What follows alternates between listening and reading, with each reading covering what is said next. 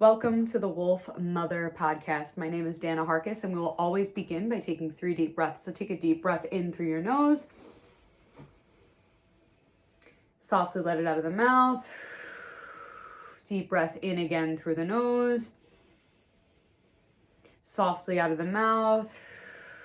Last time, deep breath in through the nose. You're going to hold it. As you're holding it, see if you can drop your shoulders. See if there's any tension in your jaw. Try to release that. Maybe even relax the space in between the eyebrows. And when I say 1, you'll let out a nice sigh. 3, 2, 1. Today's topic is going to be faithless prayer. So the way that this topic came to light was I was having a conversation with my best friend the other day who did not grow up with any sort of religion. I grew up going to a Catholic church. She grew up with none of that stuff. And so we were talking about prayer and faith. And for those of you that know me and know the difficulties that I've come up with in the last 14 to 15 months dealing with a specific virus, the mosquito that was, Dylan keeps calling it the Holy Trinity mosquito, which is West Nile, dengue fever, Lyme, which I think is very funny, but also not funny at all.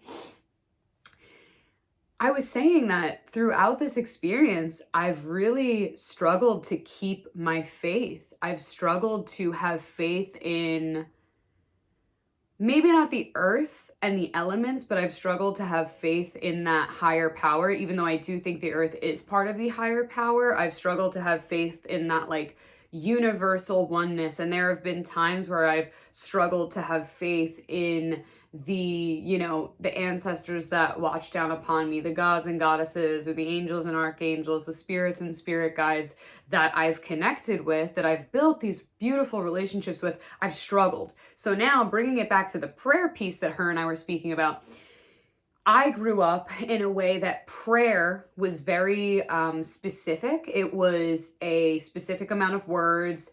It was already written out. And so if you were going to pray, you would pray these specific prayers that already existed. And so I would always remember being a kid, and when I would pray in church, I would try to, I don't want to say I was manipulating my prayers, but I would try to, in my head, when I was in church, make my prayers for the world and for myself fit the idea of what prayers were shown to me. And prayers were shown to me that they were already written. There was never when people say oh, I would pray for you, what I took that as a child was, okay, they're sitting down and they're saying the Our Father, the Hail Mary, the Glory Be, they're doing the rosary. That's what I took I'll pray for you as. Not I'll sit down and I'll pray for you and I'll send loving energy and loving vibrations. That's not how I grew up. So fast forward, obviously this is something that I do now, but something that I've also come to really commune with in my life is the idea that prayer is meditation. Evidently, that's what it is. Prayer is so many different things. It's not just sitting down and reading those. And of course, there are some traditions, some Native American traditions that are really interesting and beautiful to read into that will say prayer for us is not a set of words and it's not already predetermined. Prayer is what sits on your heart and what comes forward in your mind that you think you need to speak to the earth. That's what I believe meditation is sometimes for me as well. When I'm sitting in meditation, what's on my heart and what comes to my mind is what I need to sit with and kind of reconcile with and move with. But this faithless piece is really what I want to kind of hone in on right now. Because, and I've said this in the past, so for those of you that have been with me for a while, you know that I say these types of things, that you can show up to your yoga mat, you can show up to ceremony, you can show up to a sound healing, but if you're not grounded and present within your body, you'll show up as a hollow shell. And the real work won't be able to be done because there's no presence, because there's no attention, and sometimes there's no intention, right? So that's kind of a lot of things. We'll take a deep breath all together. We'll let that go. So this idea of faithless prayer was what I was saying to her. And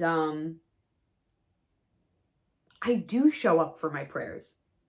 And so if you know me, one of my favorite ways to pray or get into meditation is called japa mala. So a lot of people in the spiritual community own mala beads, but don't actually practice japa mala, which is interesting, or they like don't, know what it is. I guess it's just like a sign of things that people just like, they just want the idea of the prayer beads. But for me, it's a very like intentional practice. It's become a very centering, grounding, and oftentimes when I feel anxiety or panic, it's become something because I can touch the mala bead, it's tangible. And you're just saying some sort of mantra over and over and over that at a certain point, kind of whatever I was feeling beforehand starts to dissipate away. So that is my current, and has been probably for the last 3, almost 4 years, which is really interesting to think about. My number one way to get into prayer and meditation is using my mala beads and practicing japa mala. But over the last 14 to 15 months, I've struggled with it. I've showed up to something that I know is so potent and so powerful, not just for me. I didn't fucking create it. It's been around for centuries. This is something that's an ancient practice that's been passed down in the yogic traditions, right? And many great yogis and many great just humans in general have used this thing as their own power of prayer, have used this to connect to God, to connect to their faith. But here I am struggling to connect with that, highest power, God or goddess, and being like, okay, I'm doing this practice right now, right? And there's two parts of me in my mind. I don't know if anyone else experiences this, right? So there's the part of me that's, potentially saying the mantra over and over and over. And there's the other part of me that's like, but damn, like, would I really be going through this if I was held by that higher power? And so faithless prayer. I have a variety of people that I work with, right? I work one-to-one with people. People come on retreats with me, and people come to our gatherings that we have, whether it's over Zoom or in person. And people always assume that my clients are all like the same type of people, like they're like me. They're all spiritual and whatever other words you would use to describe me as. But they're all so different. Not all of them, I believe, would identify outward that, oh yeah, I'm spiritual and I practice these things. I think some would, and I think others would be like, this is just something that I do for myself. I think it's good to be in touch with yourself and in touch with the world around you. So my clientele is all very different.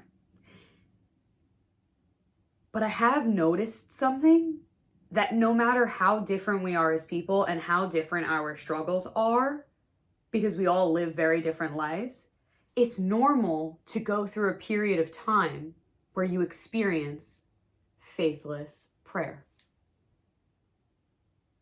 There are some people that are so unbelievably devout to a religion or to just their faith that on the outside, it seems like they don't waver in faith.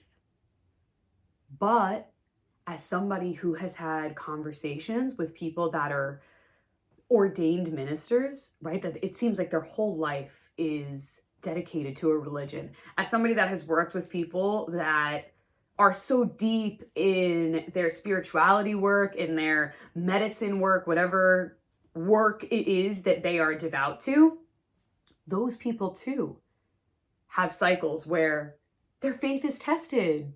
So it is, I don't want to say that it's normal to lose faith, but it's normal to go through a certain period of time where you're like, well, what the fuck is going on?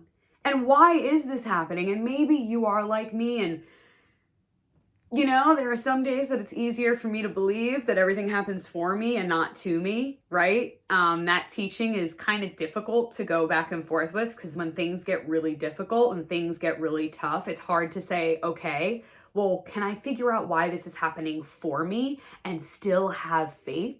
I also think it depends on the people that you hang out with. Something that Dylan always says in integration is, well, who are you hanging out with right now? Because you become, I think it's like the 3 or 4 people that you spend the most time around.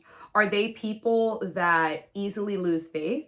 Are they people that easily lose their center? Are they people that don't know how to regulate themselves mentally and emotionally? It will probably become harder for you to regulate yourself if the people around you are also not regulated. But on the flip side, it's also okay if everyone around you is so devout to their faith and you're having a moment of, well, I don't know if I fucking believe it.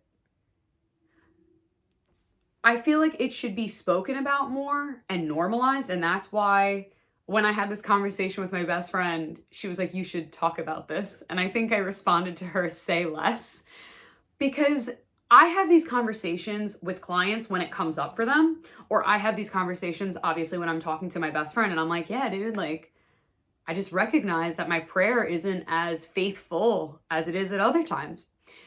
But I don't see us talking about it in community often. And maybe that's because I'm surrounded by, at this point in time, more people that are faithful.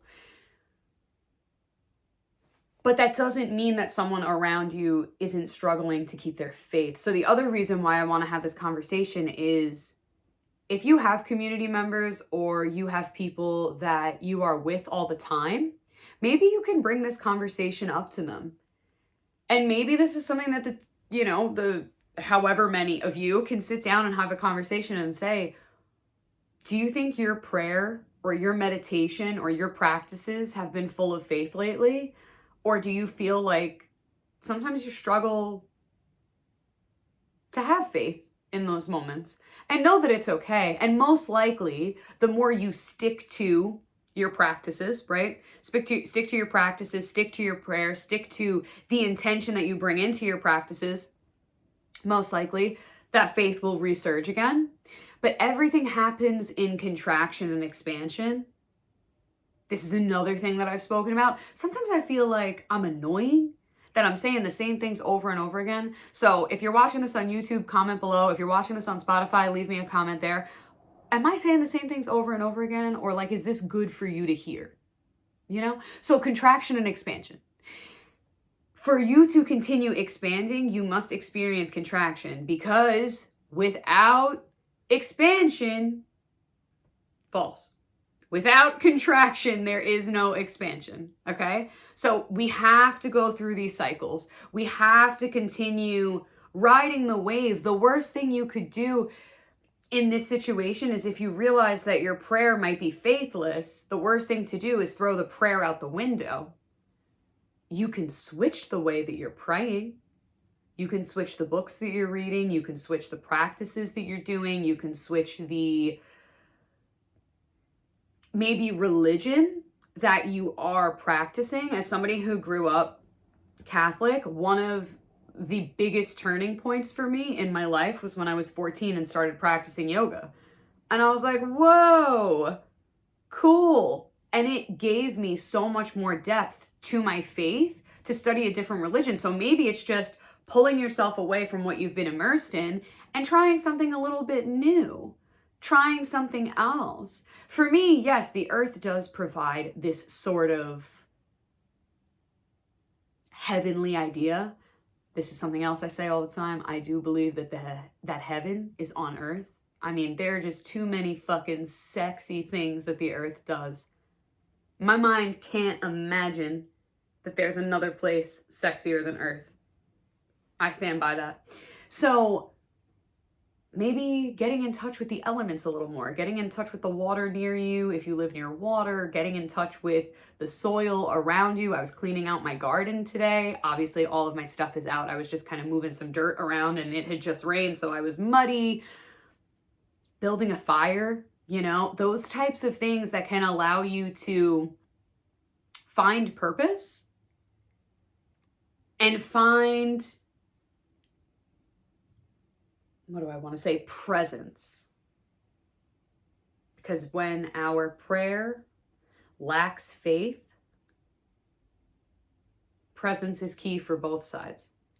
Presence is key for the human side, and presence is key for the metaphysical side.